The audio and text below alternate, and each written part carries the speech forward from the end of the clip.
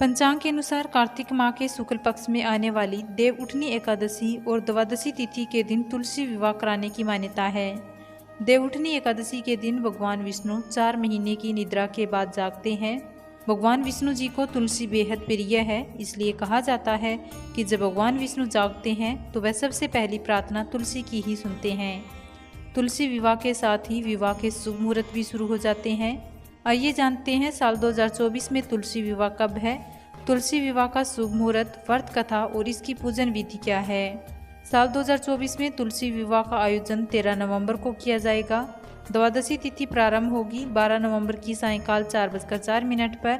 द्वादशी तिथि समाप्त होगी 13 नवंबर की दोपहर 1:01 पर।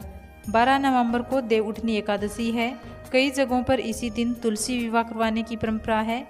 शास्त्रों में भगवान विष्णु के विग्रह रूप शालिग्राम के साथ तुलसी विवाह कराने की मान्यता है। इस दिन प्रातःकाल सूर्योदय से पूर्व उठकर स्नान के बाद स्वस्थ वस्त्र धारण कर व्रत का संकल्प करना चाहिए। इसके बाद एक साफ चौकी पर तुलसी के पौधे का गमला स्थापित करें और दूसरी चौकी पर शालिग्राम की प्रतिमा रखें। तुलसी के गमले में गन्ने का मंडप तैयार कर उसके पास जल से भरा कलश रखें। अब घी का दीपक जलाएं। तुलसी के पौधे और शालिग्राम पर गंगा जल छिड़क कर शुद्ध करें और उन्हें रोली चंदन का टिक्का करें। इसके बाद तुलसी के पौधे को लाल चुनरी, चूड़ी, अन्य श्रृंगार सामग्री और पूजन सामग्री अर्पित करें। अब शालिग्राम की प्रतिमा को हाथ में लेकर तुलसी की परिक्रमा करें और इसके बाद व्रत कथा पढ़कर आरती कर विवाह विधि संपन्न करें। तुलसी विवाह की कथा इस प्रकार से है। पौराणिक कथानुसार एक बार जलंधर नाम का राक्षस, जो बहुत ही वीर पराक्रमी था, उसकी वीरता का रहस्य उसकी पत्नी वृंदा का पतिव्रता धर्म था। एक बार जलंधर से दुखी होकर देवतागण भगवान विष्णु के पास गए और रक्षा की प्रार्थना की।